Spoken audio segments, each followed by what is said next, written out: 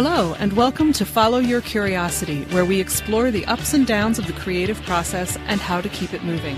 I'm your host, Nancy Norbeck. I am a writer, singer, improv comedy newbie, science fiction geek, and creativity coach who loves helping right-brained folks get unstuck. I am so excited to be coming to you with interviews and coaching calls to show you the depth and breadth both of creative pursuits and creative people, to give you some insight into their experiences and to inspire you.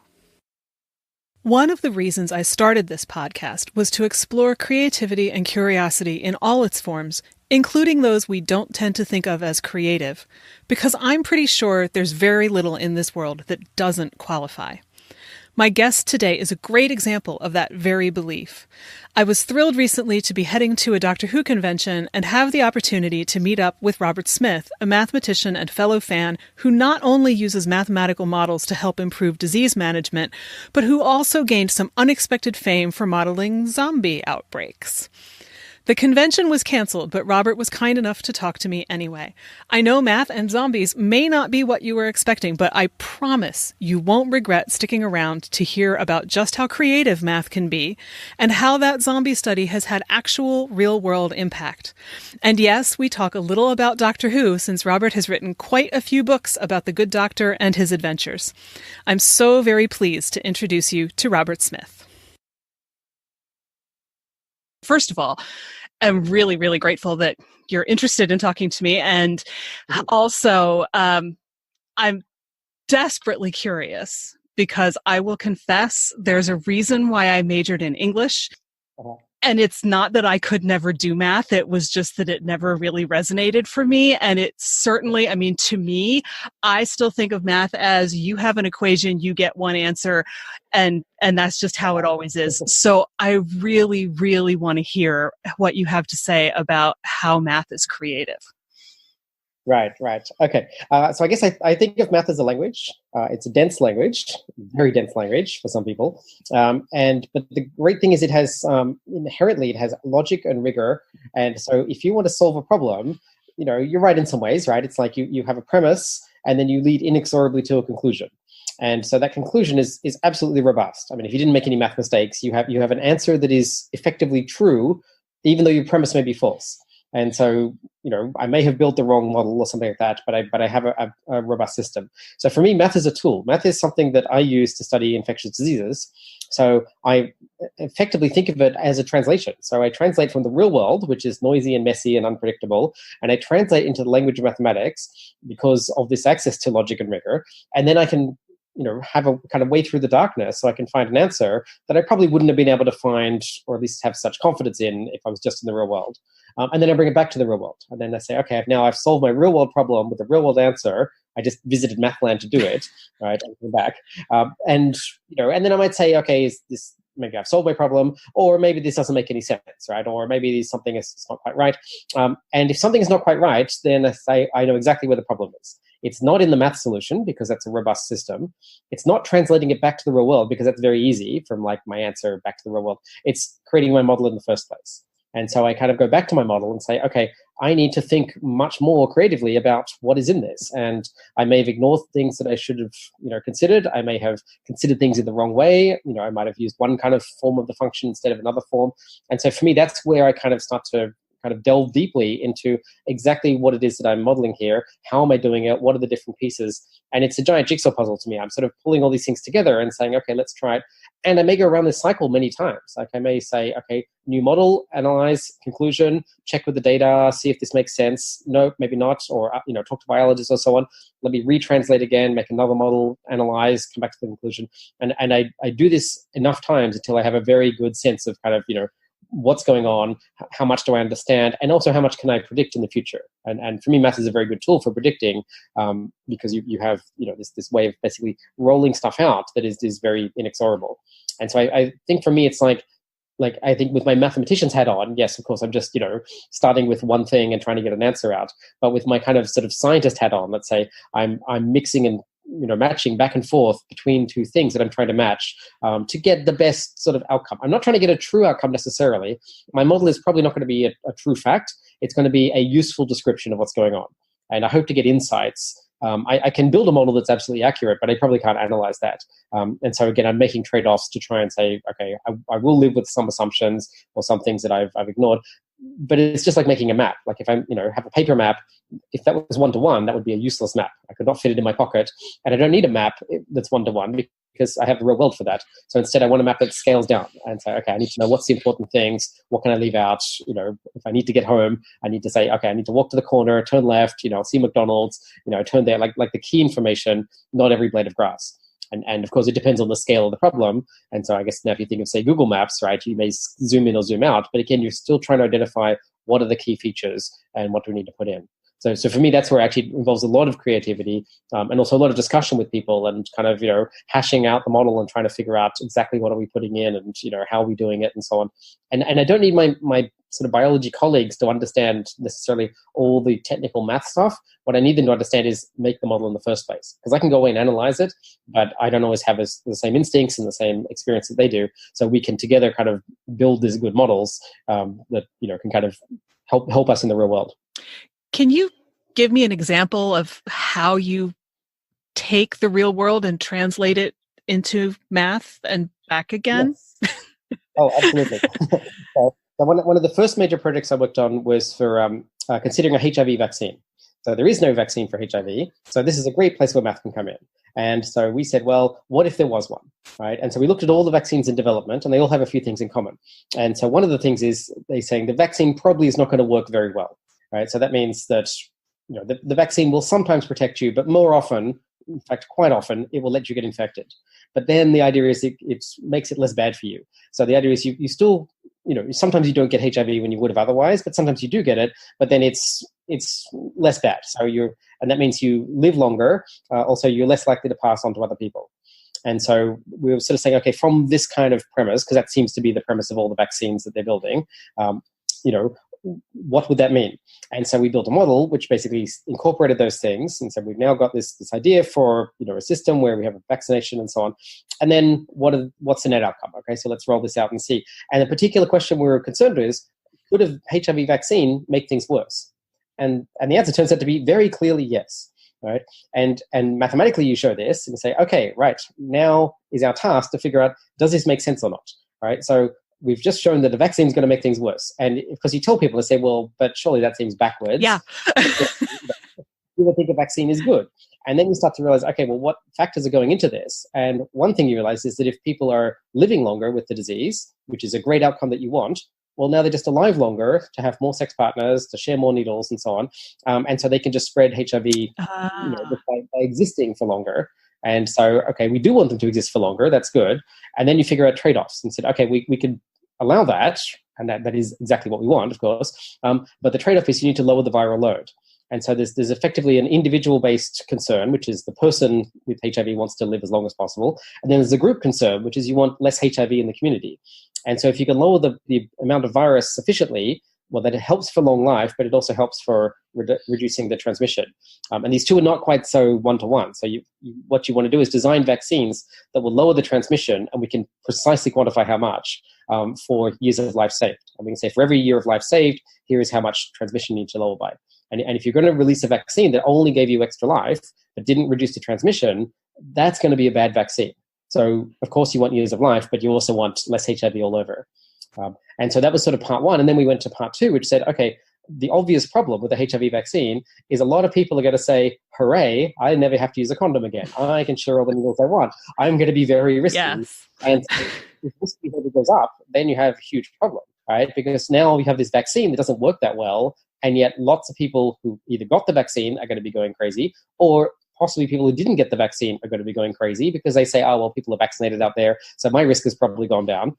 Or maybe it's the opposite, right? Maybe the vaccinated people who have access to the medical system, you give them literature and really, push this message of this is not a cure-all and so on. You need to still, wear condoms and, reduce your risk behavior. Maybe they do reduce your risk behavior because they've had the vaccine. And the people who haven't, maybe they reduce because they didn't get the vaccine, or maybe they increase.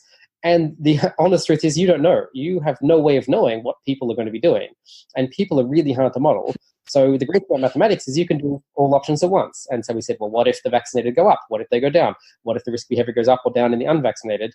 And then we showed actually it's the unvaccinated who are driving this. what the unvaccinated do really makes a big difference. If the unvaccinated reduce their risky behavior, well, the obvious thing, if that was really always true, is don't vaccinate anyone, right? If everyone's not vaccinated and they're reducing their behavior, you've just made things better.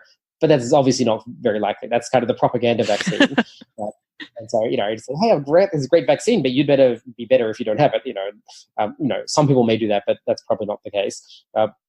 But assuming you actually have a vaccine, then it still matters a lot. So whether the vaccinated increase or decrease, you just get a sort of slight change in the system. But if the unvaccinated increase or decrease, then you have a massive change in strategy. And so it's really interesting because it says like, okay, the people who are going to be driving this are the very people you don't have contact with. So we need to call in the social scientists now because we need to understand what people are actually going to do with a HIV vaccine, even if they don't actually get it. Right? And so you need to sort of understand human behavior and how people are going to react and so on. And so it leads you down this garden path, but to all kinds of interesting stuff that I think, for me anyway, draws together, kind of the biology, the mathematics, the social science. You start to pull all this stuff together and think of it as kind of a global problem. And it just started from a simple, what if there's a vaccine? What then? And all this stuff rolls out. But I think math gives you a really nice idea of seeing what are all the possibilities, because you can look at them all at once. Yeah,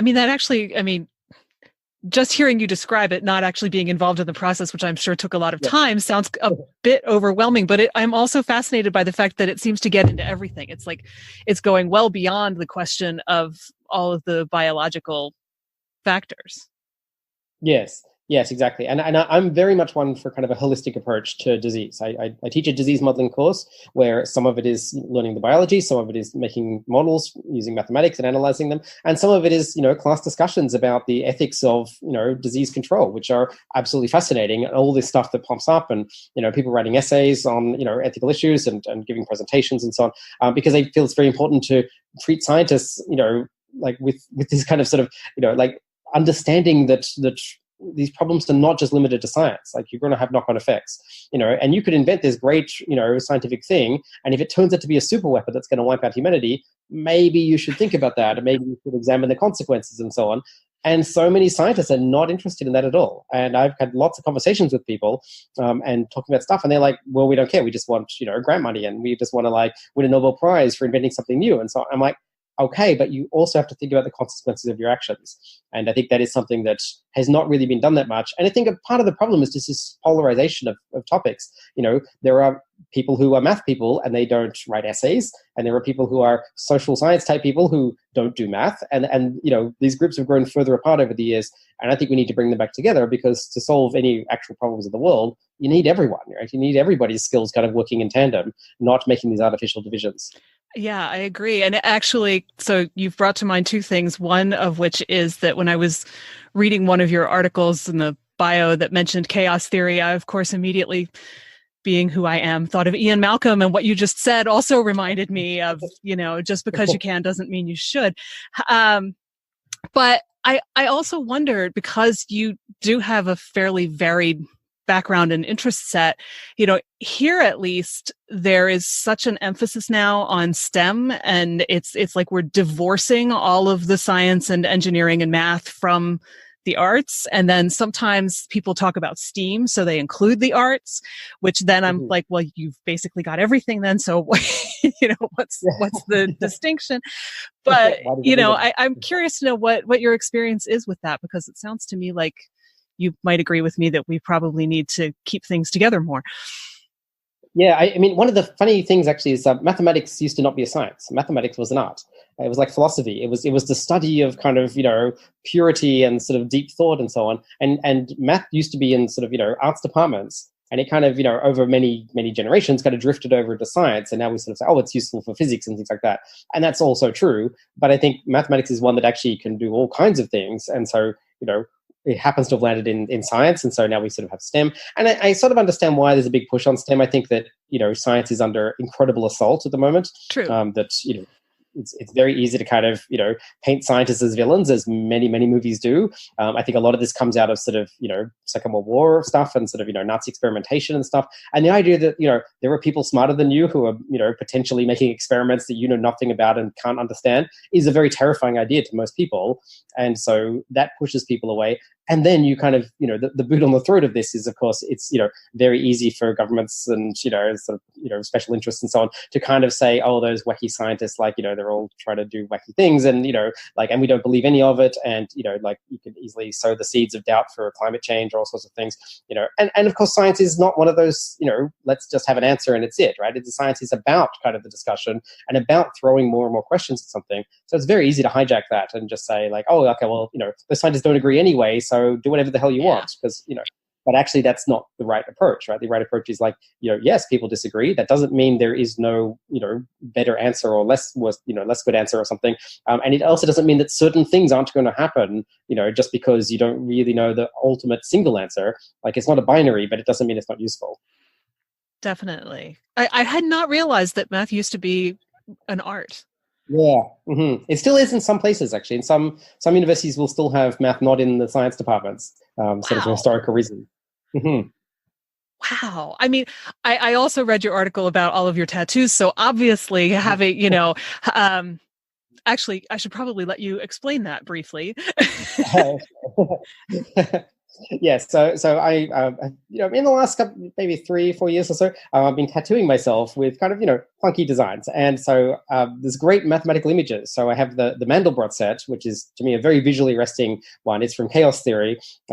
And it's a little bit sort of, in the weeds to describe. It's sort of it's a set of like kind of constants where a very simple iterative map kind of converges. Which doesn't sound that intuitive, but if you Google Mandelbrot set, you see really funky pictures. Yeah. And for me, this actually encapsulates something really cool about math, that I think that, you don't need to understand everything about math to kind of get cool stuff out of it. And we certainly do this in other fields, like in physics.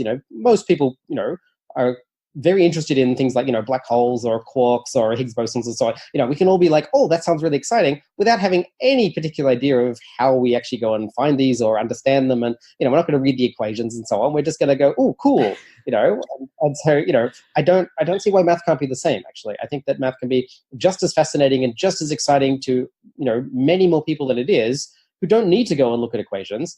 And they sometimes liken, math teaching to like, learning the guitar where you never pick up a guitar, right? And so you're just learning theory, and you say, well, this is very boring. And of course it would be boring, right? And then eventually somebody hands you a guitar and you go, oh, okay, now I know how to play it because I've learned the theory. But that is not how most people learn the guitar, right? You pick up a guitar, start, noodling around, doing stuff. And I think we should be doing more of this. We should be kind of saying, okay, let's have fun with math and let's figure that out and then inspire questions that way. This is part of what I was trying to do with sort of my zombie stuff, was kind of reach people in a different way, reach them in a place that wasn't the traditional kind of math stuff, and say, okay, let's go find out where people actually are and meet them there. And so I'm a big proponent of that. And I think the tattoos have kind of brought me to a place where, I can do fun explanations of math. I mean, I have a like period doubling root to chaos diagram on my arm. So lots of people see that and they're sort of like, what's that interesting design there? And then you start explaining and they sort of, at first they realize, oh, I've gotten trapped in a math conversation. But you're not using any equations, and you can talk about, your heartbeat is in a double beat, and that it sometimes bifurcates into a 4-beat and an 8-beat and a 16-beat, and that's called a heart attack, and you really don't want that. And so you might change some underlying parameters, like with a defibrillator, move back to a 2-beat, and people can sort of go, yeah, okay, all right, I kind of get what you're talking about. I have a heart too, we make some connection, and he didn't throw any equations at me, so I guess I'm a survivor. Okay. Didn't kill me. I guess we can go on to the next one. So those of us who aren't mathematicians are math survivors, are we? Yes, exactly.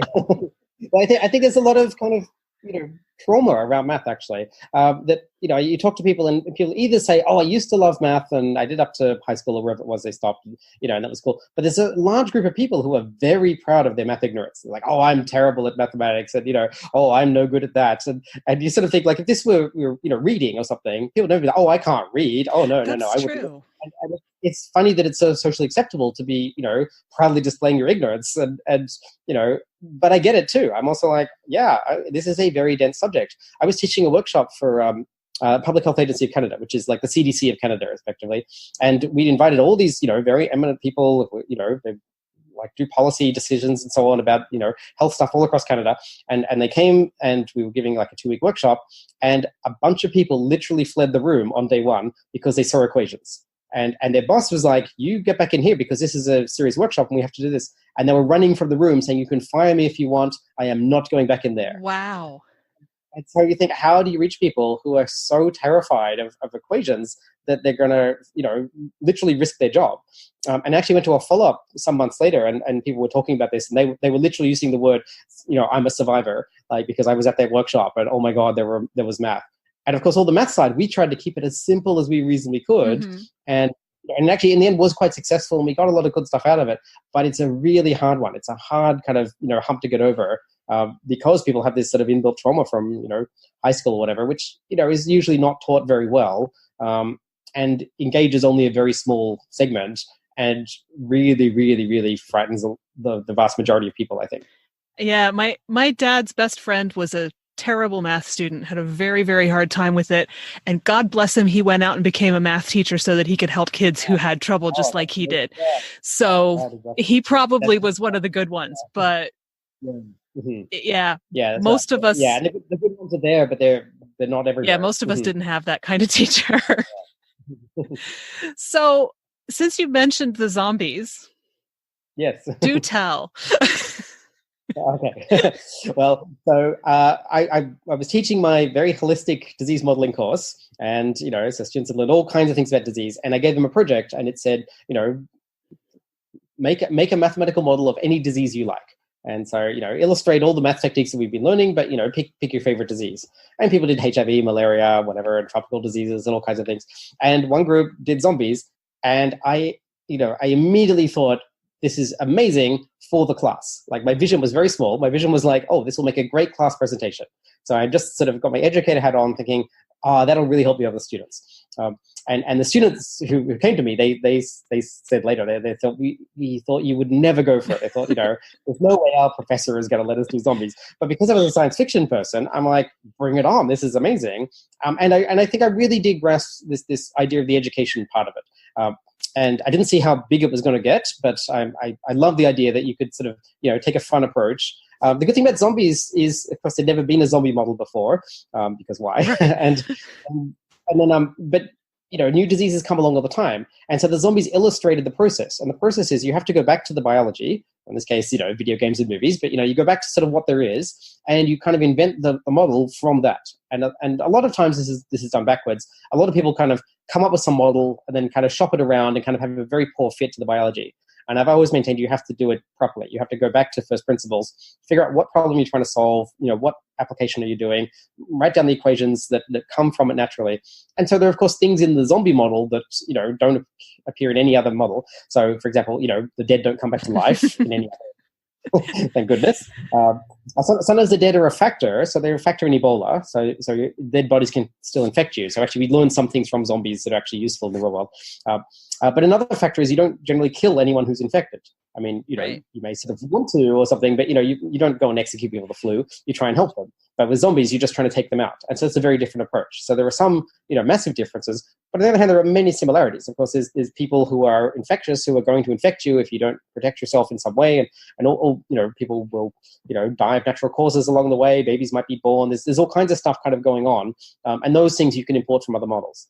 And so you kind of make these models. And I guess the funny thing that happened was, well, shortly after the zombie stuff, swine flu came along, and we had to do exactly that. And we had to basically say, okay, nobody does anything about swine flu. Let's figure out the biology. Let's make a mathematical model. Let's and it was only a few months later, and all the stuff that had been done with zombies was a very good illustration of like, this is how this works. And so, actually, there's been a few cases where stuff that we learned from doing the zombie modeling was actually helpful in other diseases. So one is the Ebola situation. Another one is because we were having, there's the infection term and then there's the killing the infected people term. So these two complicated terms. And people had always said, you can't put in two very complicated terms. It just makes the models too hard. And we were doing a model of HPV, so human papillomavirus, and we're dealing with sort of heterosexual transmission, but also homosexual transmission. And people said, but that's going to involve these two complicated terms. And I was like, wait, I've done this before. I know what I'm doing here. They were like, no, are the zombies going to help us with a real problem? This is amazing. And it gave us mathematical insights as well.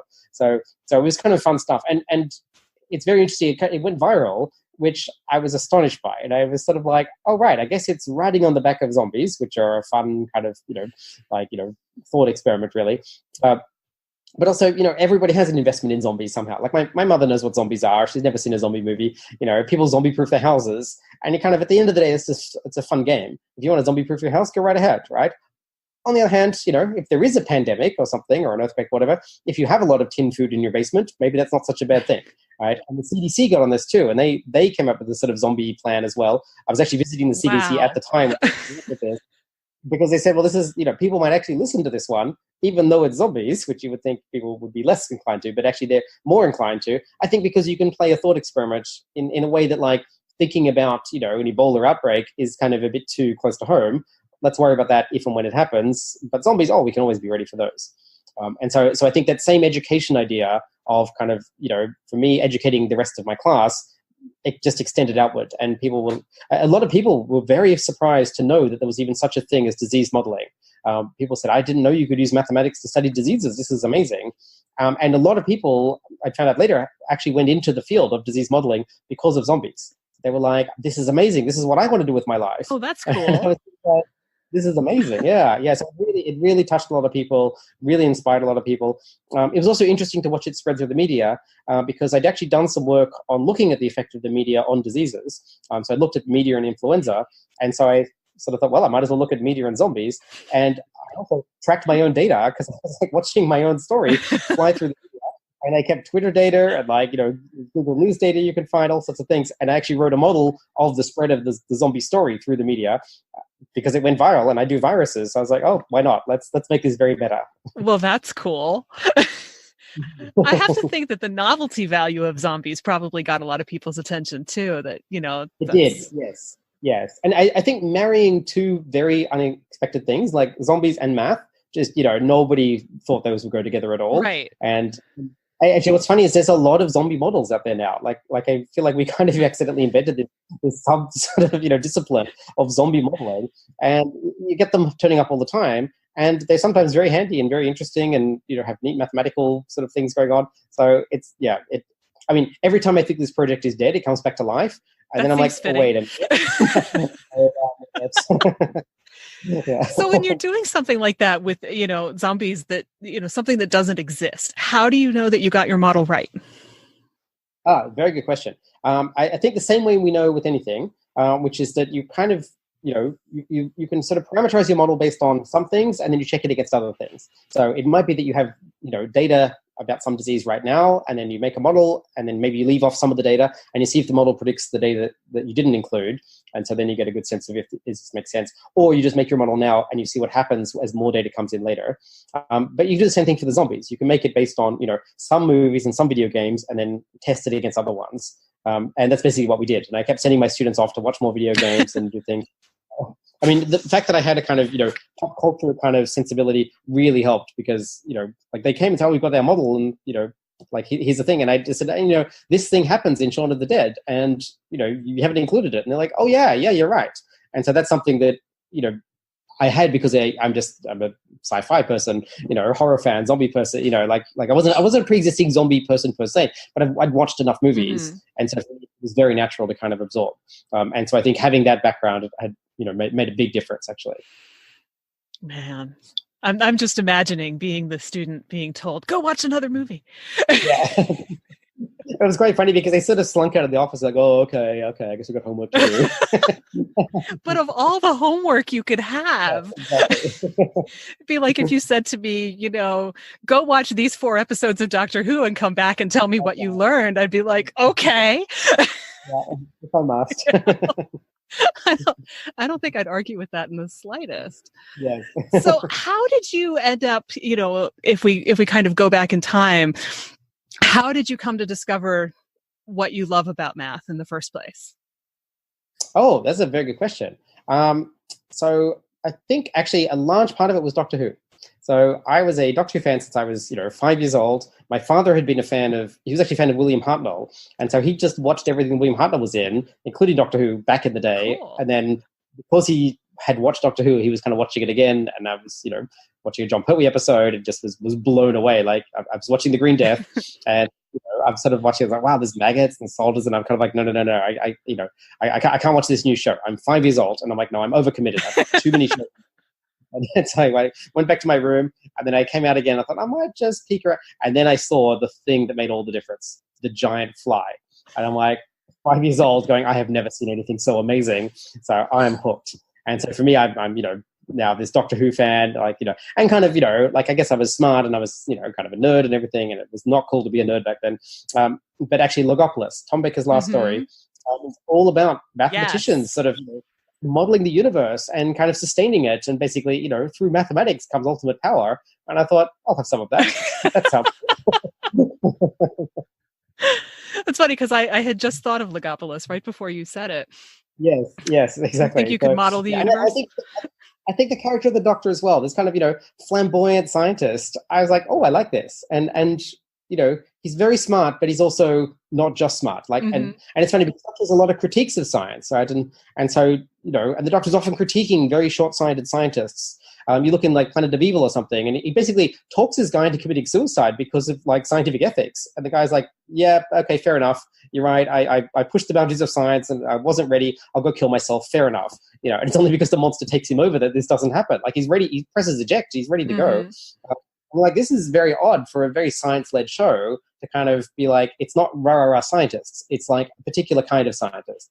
And I think I just absorbed that into my DNA. I was just yes, right. Science is an amazing thing, also has potential for misuse, and it's not just a science. And I think also, particularly Tom Baker, you sort of see, when he meets Romana, for instance, and she's way more qualified than he is, but he's also there's also empirical stuff too, and experience and things, and just kind of having instincts for things and so on. And I feel I drew in a lot of this stuff, actually. And so for me, that was very big. And so when I, sort of rose through the, system and then eventually became a professor, I was this is a duck to water here.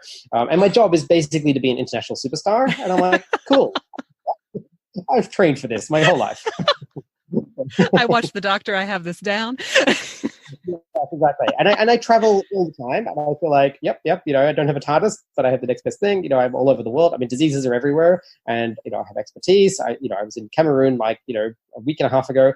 Heading to Namibia next month. I'm going to be in Nepal later in the year. And I was in Malaysia, the Philippines, India, Russia, all in the last couple of months. I'm all over, and I kind of feel this is not unlike Doctor Who. I didn't quite imagine just how similar it would be in some ways. And you kind of dash around the world, putting out fires, and that's kind of cool. And meeting people, and making friends, and trying to make the world a bit better. Well, I wouldn't have thought of, and I shouldn't even say this, I feel because everything that you've been talking about is stuff that I wouldn't have thought of a mathematician doing. But, the idea that you are going all around the world are you gathering data that you end up using, or are you doing something more practical while you're there to help out in a given situation? Or how does that work? I'd say it varies a lot. So, for example, I went to Chile in November because I was at a math conference in Australia, and I was having a 5-minute conversation with somebody who I'd vaguely met once before, and she was just sort of announcing to a group, and she said, "Oh, I've got 2 problems." She's like, "My first problem is I have, I'm not really an applied mathematician. I have all this data from the Chilean government who collect all this data, but they don't do anything with it. So it's all sitting there waiting to be analyzed. So I need somebody who's an expert in understanding data, creating models, applying them to policy and developing recommendations." And specifically, we were looking at rotavirus because there's a vaccine in North America and various places, but there's no vaccine in Chile. And they were like, should we introduce a vaccine? And so basically look at the data, see what happens and so on, make recommendations. And I was sort of thinking this is my name on it. So I was like, oh, you need someone? I could do that. And then she said, my other problem is I have all this grant money to spend, and it has to be spent by this certain date, and I need someone to come to Chile. I was like, I'm there. This is yeah. And so then you go there, and then of course the data's in Spanish, which I don't speak, but so you've got someone local who can kind of translate. So yes, you try and understand the data. We developed a model. Well, first you developed a model that was a very standard model, and we sort of went, great, we've got something. And then she said, this just feels like every other model. And I'm like, you're right, this is every other model. And then we threw that away and came up with really innovative stuff. And I was like, oh, this would not have happened except that we were sitting side by side and just basically chewing the fat and just saying, yeah, but we could do better, surely. And we came up with really, really interesting stuff. We then met with local public health people who came to the meetings, some of whom had math background and some of whom didn't. And so, again, you need to be able to talk to these people. And I have a big background in doing that. I've been in departments where I was the only mathematician. I've worked with doctors who, don't understand the equations and kind of don't want to and don't have the time to, and you have to learn how to speak the language and stuff. So because I have all these skills together, these are really handy. And so it's basically sort of working with people. So it's a mixture of kind of, yes, grabbing data that's there, working with people who are local, coming up with innovative ideas, and then communicating those ideas in the right way to the right people. And I do a lot of this stuff. That's amazing. Mm-hmm.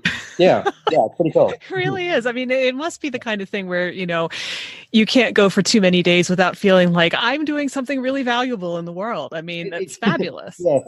Yeah, exactly. And I sort of feel like I got the golden ticket in the the Willy Wonka competition. And so I'm definitely. I'm very much a proponent of like public good. Like I think that I guess I grew up very working class, and so I didn't have any academic background at all, and I had to figure it all out myself. And I think that's a piece of it. It felt like we're all in it together back then. And I feel like now, both probably sort of, having jumped the class barrier a bit and also, in a different time, there's a lot more individualism, right? And people are sort of like, oh, we need to, like it's everyone for themselves. And you see all kinds of issues with like, anti-vaccination movements and so on, kind of pushing against that. Whereas I feel like sort of, after the Second World War, say, everybody was community minded. Everyone was like, we need to solve these problems together. Let's invent healthcare almost everywhere in the world, and let's solve problems, and let's have social safety net and all kinds of things. And we've kind of had a long time since we've had any real serious existential threat to societies, despite whatever you might read in the news. That just hasn't happened. Like we don't watch 3/5 of our friends just get killed, right? It's like threat of that, but there's not the actuality of it. Right. And so we haven't had this kind of massive societal need to kind of band together and do stuff. And I think this is a real shame in a lot of ways, because I don't think we should be having 3/5 of us dying, but we could still possibly do good things by being in it together. Mm-hmm. And that is just not how the world seems to work most of the time. Well, I should say certainly at least the Western world. And so in a lot of developing countries, of course, that is the way, because that's the only thing that people have. And so I find there's a lot more community-minded spirit in a lot of places where people are willing to be like, yeah, let's figure stuff out and let's do it all together and let's all, pitch in with all our skills and make stuff better. And I feel like that's, usually the way to success, is because I don't have all the answers, but I have my answers and other people have theirs, and you can combine, and then you often make much richer things. I would think so. And I have to think that the anti-vaccination movement must be kind of frustrating for you. Oh, deeply frustrating. But on the other hand, I sort of like, there's a piece of me that kind of gets it too, right? I don't agree with it, but I also understand where people are coming from. Like science has kind of, elevated in really innovative ways, but it's such that, nobody can understand all of science, right? We have to take a lot of stuff on trust. And so that's where suddenly, you're not doing experiments yourself, and you're probably not even able to follow many of the experiments, and you're sort of seeing, high-level physics things, labs that cost millions or whatever and stuff. And you're like, yeah, okay, they're doing some weird stuff and they're making all these claims. And also there's lots of claims that come out all the time. And I think some of it's malicious too, right? There is, like the climate change stuff really muddied the waters around kind of science, mm-hmm. right? And this is a very deliberate kind of thing that was happening. It basically hijacked what happens normally in science and just pushed it. And you kind of get to this thing, like you always read these studies, right? This week coffee is good for you. Next week it's bad for you. Wine is going to make you live longer. No, wine is terrible. Don't drink it. And what are people going to do? Very naturally, they're going to say, I can't rely on any of this stuff because it's all contradictory. So I'll just throw my hands in the air and do whatever the hell I want, right? Because that's an easy way to do it. And if there was a clear path, people would probably do it more, right? But without the clear path, people just say, I can't make sense of it. And it's beyond most people's experience to actually reach any of it. And the problem is vaccines get caught up in that. And vaccines have been a very clear public good, right? Many of us are alive because of vaccines. And yet, if you look back in history, the anti-vax movement is not new. The anti-vax movement has existed as long as vaccines have existed. So smallpox, that was, one of those diseases where people had like 10 children because 7 of them were going to die of smallpox, right? And then they invented a vaccine in like the 1700s, so a very long time ago. And of course, the vaccine was very popular. So everybody got the vaccine. And the word vaccine comes from vache, which is French for cow, because cowpox was a disease that cows had, and cowpox prevented smallpox. So they basically injected people with cowpox, and that prevented smallpox.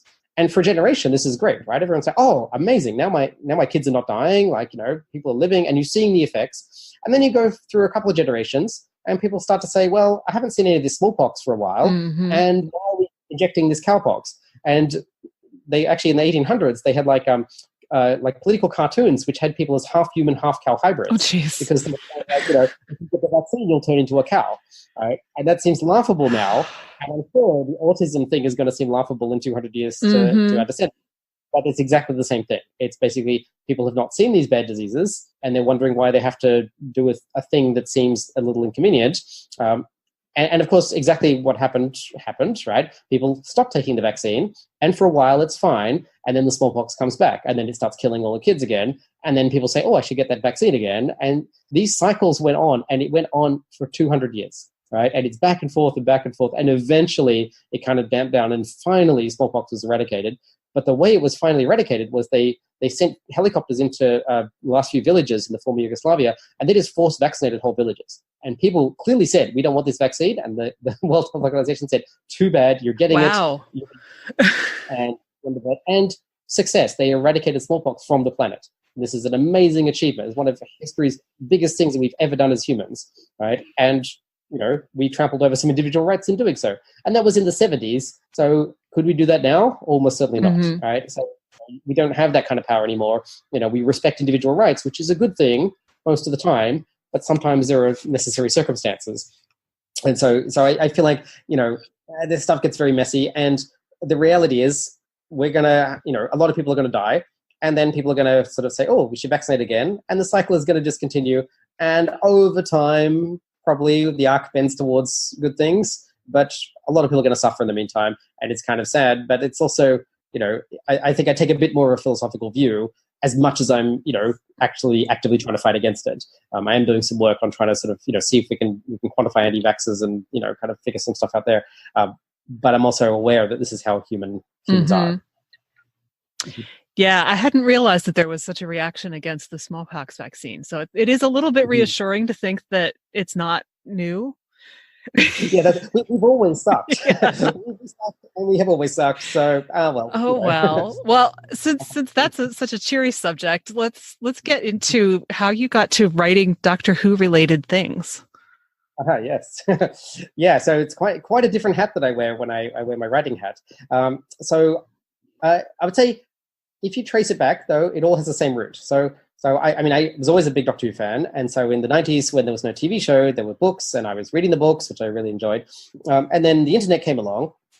And I'd written a few things for fanzines back in the day. But, the fanzines had this issue of like, well, you have to, write your piece, whatever it is. You have no particular feedback on it. You put it in an envelope and you mail it away. And you hope that the editor likes it enough to include it in the, 24 pages that they have, where you're competing against everybody else. And when you don't really know what you're doing, the first couple of things you write are going to be pretty terrible, of course. And then you get rejected. And then you think, well, that's not for me, maybe. Right? Instead of realizing maybe you're just learning your craft. And I had a couple of things published here and there, but it was, they weren't that great and had a lot of rejections and so on. Then the internet came along and there's no space limitations. And I was like, oh, I can write any old thing and put it online and it's fine. And of course I put up some things. Some were good and some were bad, some I cringe at or whatever. And one particular thing I started to do was review the books. I started writing reviews, and there was a bunch of people writing reviews, and I thought, oh, yeah, I enjoy reading people's reviews. I'll write some too. I read a book. Let me just write about it. Here's what I liked about it. And I started with a few paragraphs, and then it became longer and longer. But, I would throw in jokes because, I've seen people. And after a while, and I would say after many years, people started to be like, man, your reviews are really funny, and they're really sharp, and they're really on point. And you're analyzing these novels with this, amazing scalpel. And I'm like, oh, am I? I'm just writing down what I think. And, then I realized, no, I have a math brain. My math brain is just taking the plot and saying, but the logic is not there. And and I would just be sort of, pointing stuff out and doing it in a funny way. And actually the authors started to come back and say, okay, so you're kind of a scary reviewer now. And I was like, really? I'm a pussycat. Like, what are you talking about? I was like, oh, but online, I guess I probably am. And it was really interesting because you started to sort of see the process and so on. And then because of that, I got a gig kind of writing for a print fanzine. And that was kind of it was Enlightenment. It was a Canadian fanzine. And we had to write every other month. So it was 6 issues a year. I wrote for every single issue for 10 years. And you had to do it. And you had to write within word count, and you had to write on an interesting topic. And you have an editor who's going to reject you or, cut your piece if it's, to ribbons if they don't like it or whatever, which all that stuff always happens, of course. But after a while, I, basically became the star writer of this thing. And I was like, man, I'm good at this. And I was like, I really got the hang of this. And that was not my dream at all. My dream was to be a fiction writer. And at the same time, I was sort of, writing fiction. They had some fiction zines as well, and I was doing some fanfic here and there, and and we sort of write some stuff. And I was like, I can do it, but man, it's hard work. And so then I'm, fast forward many years, and I met a publisher, and it was a publisher that I had made fun of online. Oops. And looking at me, he was like, wow, your stuff is really funny. And I was like, oh, big of you to say. And he's like, no. He's like, I don't kind of mind, as long as you're fair, it's fine. And you're always fair. And he's like, man, you kind of made fun of me, but boy, I laughed. I was like, oh, well, what a stand-up guy this is. Because I'm cringing a little, saying, oh, I didn't mean to. And he's like, no. And then I said, well, do you take pictures? Can I pitch something to you? And he said, oh, normally no, but actually from you, yeah, because I've read your reviews online. And I was thinking, I never wrote one of those reviews to be any kind of pitch document, and a lot of people were very concerned because they were like, oh, what if, Big Finish or someone finds my stuff online and I criticize them, I better delete that or whatever. And I was much more like, no, we need to not hold back. We need to, it's very important for us to have the freedom to say, to be critical if we need to and so on. And just want to do it in a smart way. And so that very thing actually got me kind of my first gig. And originally I was trying to do fiction, and he sort of said, well, there's more of a market for nonfiction if you're into that. And it was that pivotal moment where I went, I'm so into that. I'm so good at that. Oh, wow, there's a market for it. And I'm I have to say, amazing at it. And fiction, I'm not amazing at. I'm only so-so. And I was like, oh, let me totally switch hats. And so then I was like, right, I'm going to be a nonfiction person.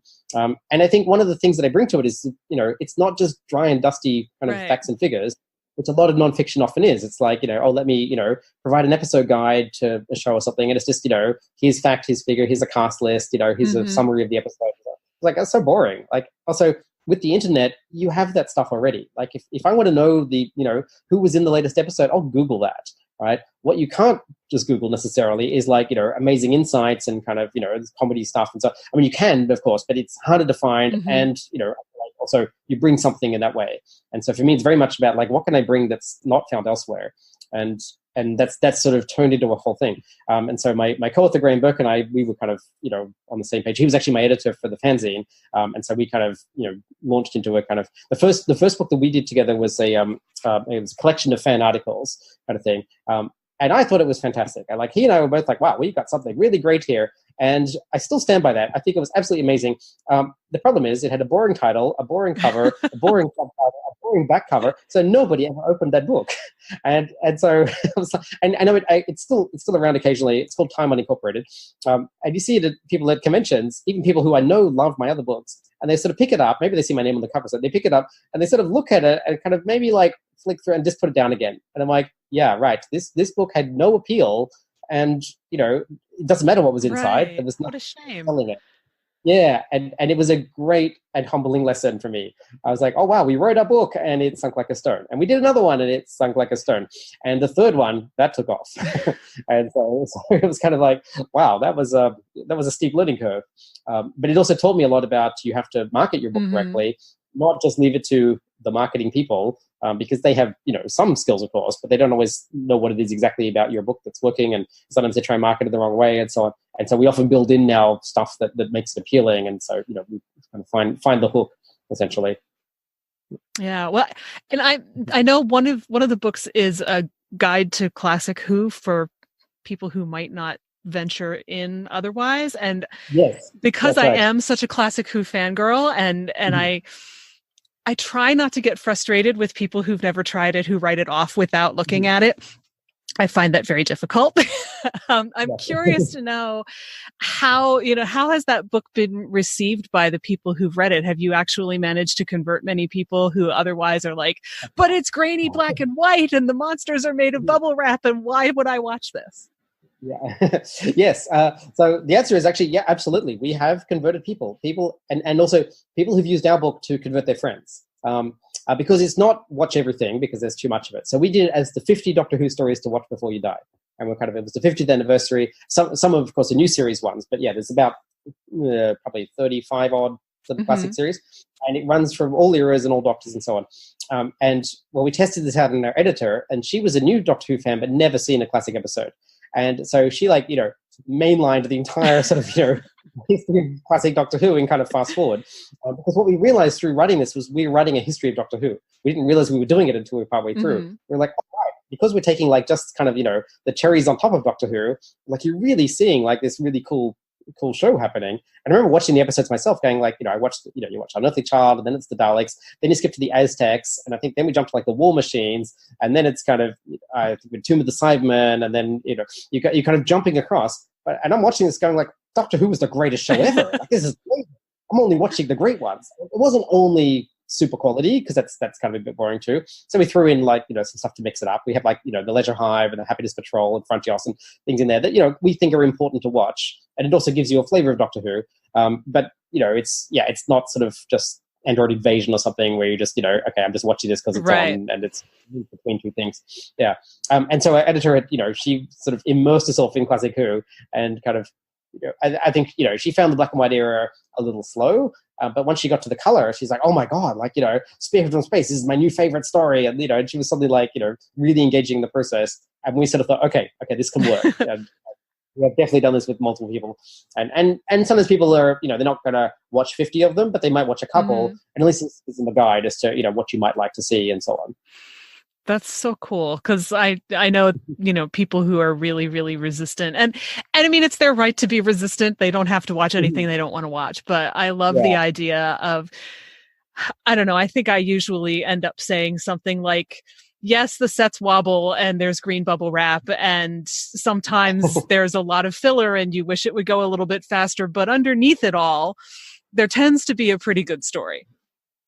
Yeah, a very funny thing happened recently, because I was dating someone who was quite a bit younger, and so we watched New Doctor Who, and she really liked it. And she's like, "Oh, this is great." And then she's like, "Can I see some classic here?" And I was sort of like, "Okay, I just need to warn you, you put all these writers in, right?" Like, okay. And then and she said, "Oh, I really like Cybermen. Let's see something with Cybermen." And she's like, "And I kind of want to see." We're having debates about how violent should the Doctor be and so on. She's like, "Show me the most violent Doctor episode with Cybermen." I'm like, "Okay, well, the obvious choice is Attack of the Cybermen, but I feel like this is not a great and so I kind of let it out. She's like, "Okay, let's watch that one." I was like, "This is a terrible idea. Why am I showing this person Attack of the Cybermen as her?" And she loved it. Wow. I was like, "Oh, that was not expected." And one of the things she particularly loved was she loved the practical effects. She's like, "They build everything." She's like, "I never see practical effects anymore, really ever." She's like, I grew up on CGI. That's what we got. That's how special effects are. She's like, "Oh my god, that Cyberman come through the wall. It came through the wall." She was just totally taken by this. And so she was like, "This is great. Let's watch more." And then she wanted to see the origin of the Cybermen, which the 10th planet. I'm like, I am violating every rule I've ever had. Black and white Doctor Who. It's a incomplete story. There's a regeneration at the end. Is her a second story? And again, she loved it. And so and then we just sort of potted our way through Doctor Who, and we ended up sort of doing a kind of Philip Hinchcliffe years marathon where we just watched it all, and it was great. And so I was like, I can't believe this happened. This is every dream I ever had come true. And so I find sort of the old sort of thing of the sets wobble and so on. I think if you're kind of of the generation who cringed watching that when you were growing up, then you need to warn people about it. But I think if you're young, if you're a millennial and you're watching Doctor Who that's old, it's old. You don't have to basically apologize for it, because everything looks the same that's old, and it's not like, oh, this one is bad because but no, it's all of the same. And so sets wobble, that's part of the charm. Yeah, what's strange to me are the ones where they've taken the old episodes and they've souped up the special effects, because to me it's just but they don't fit. Yeah. Yeah, that's right. There's ways to do that well and ways to do it badly. Yeah. I mean, I think it was Earthshock where you can, I have the DVD and you can choose which effects you want. And I never ever put the new ones on because they just look so incredibly out of place to me. Yeah. Yeah. I mean, I think one of the clever things they did was Day of the Daleks, because they got, they went back to the original location, which is still there, and they got, some of the old Daleks, whatever, and then they got the actual cameras, and so they found the old camera, and they filmed with that, and it's like, so it integrates seamlessly because it just feels like it's a 1973 kind of production, and you're like, wow, there's a lot more Daleks and Ogrons in here, but otherwise, it looks like it would have, That's cool. I haven't seen that. I'll have to check it out. Mm-hmm. So what would you say is the most underrated classic Who story? Oh, what a very good question. The most underrated. Wow. Okay. I would say maybe something like the Happiness Patrol. And I know why it's underrated, but I also think that is one of those stories where there's just so much to mine in there. I think, the Seventh Doctor era is one of those ones where, if you were there at the time, you either loved it or hated it. And I think sort of now people kind of have this very odd kind of relationship with it. But I think it's an amazing era. And I think they were really kind of, pushing themselves to try and make, really interesting points. I mean, the very fact that like when the script editor got hired and the producer said, so what do you want to do with Doctor Who? And he said, bring down the government. And you think, okay, that's been said in any other time. Like, that is amazing. And the Happiness Patrol is kind of like, the time when they really actively trying to do that. Mm-hmm. And they're like, yep, we're not hiding this at all. We're really actually trying to do this and, make this, political commentary and so on. And so, I mean, as a story, of course, it's got its flaws and sometimes very obvious flaws, but also kind of makes it what it is as well. But there are, I would say also a great many underrated Doctor Who stories all over the map. Something like the Seeds of Doom is not underrated in many ways. People would say, oh, of course, that's like a classic. Mm-hmm. But it's not a classic people think about, right? It's just like, oh, yeah, that's one of those maker ones that's kind of good, right? And you watch it and you're like, this is not just good. This is astonishing. This is an absolutely amazing piece of television that, you sort of feel like, how have I not appreciated this before? And then you realize it's because everything around it also feels just as amazing. And so it kind of just sits there with this beautiful run of quality. And you're like, wow, we were so lucky to get this. Yeah, that one was one that, I didn't start watching till I was probably about 14, I would guess, 13 or 14. Mm-hmm. And that was one that I saw pretty early on, along with the Pyramids of Mars, which I love, but which gave me nightmares at the time. And I think the Seeds of Doom was not far behind it. So, I love it, but I also, there's still that little part of me. It's kind of like, oh yeah, that monster. Ooh, I don't need to see that. Actually, no, I think the human villain in that one was scarier than the monster. Yeah, that's right. Yeah, he was very, very creepy. Yeah. Mm-hmm. So do you have a favorite? So I probably don't have a single favorite. I have so many favorites. It's kind of an unfair question. Yeah, I know. But I guess my go-to answer is probably Remembrance of the Daleks. Okay, that's a good one. I just think that is, it kind of deconstructs Doctor Who in this really amazing way. It takes all the kind of like touchstones of Doctor. It's like, it's a doctor, he's this guy in a scarf fighting Daleks, and there's units, basically, and there's, it's on Earth, and, there's kind of all this stuff, and yet, there's Davros, and everything's kind of in there, but what it does with it is astonishing, and it really kind of pulls apart Doctor Who to kind of see what it is and how it works, and it kind of takes it apart, and then it puts it back together and says, yeah, we can actually do something with this. And the fact that you basically have the Doctor being called out for, being committing genocide and stuff like that. And he's kind of like, yeah, I do that. And, and watch me again. I'll do this right now. And, this is amazing to me. And here's this man who won't pick up a gun, and yet he'll talk this Dalek to death. Yeah. And yeah. Mm-hmm. Yeah. I find the whole, won't pick up a gun, but element of that character really fascinating. Yes. Yeah. And, and I also, kind of going back to what you said a while ago, about 3 years ago, I made a list of, just on a whim, of all the things I learned from Doctor Who, and I expected it to be this list of silly things like reverse the polarity and stuff like that. Yes. And then I realized that, I guess it was 2016, so not quite 3 years ago, but it was very, very close to the 53rd anniversary. So I thought, okay, I'll see if I can come up with 53 things. Well, you run out of the silly things pretty quickly when you try to do that. And I ended up discovering just how much that show made me who I am and shaped, how I see the world and that kind of thing. So I find it kind of comforting to know that I'm not the only one who falls into that category, even though it took me a long time to figure it out. Yeah, that's awesome. So I love that, Logopolis was a thing for you, and absolutely key. Yeah, I think I need to watch that again. I missed the showing the other week in the theater, so. But I missed it too because I was traveling, and yes, I'm very sad I missed that. But I modeling the universe. Why not? What happens when the model breaks down? Oops. Lots and lots of entropy. Very, very much. So, well, this has been a whole lot of fun. I'm really glad we talked. Yes, this has been excellent. Thank you. And, keep up the excellent zombie modeling, among other things. You're clearly out, doing your own doctor thing in your own way, which is awesome. Yes. So thanks a lot. Yeah, you're very welcome.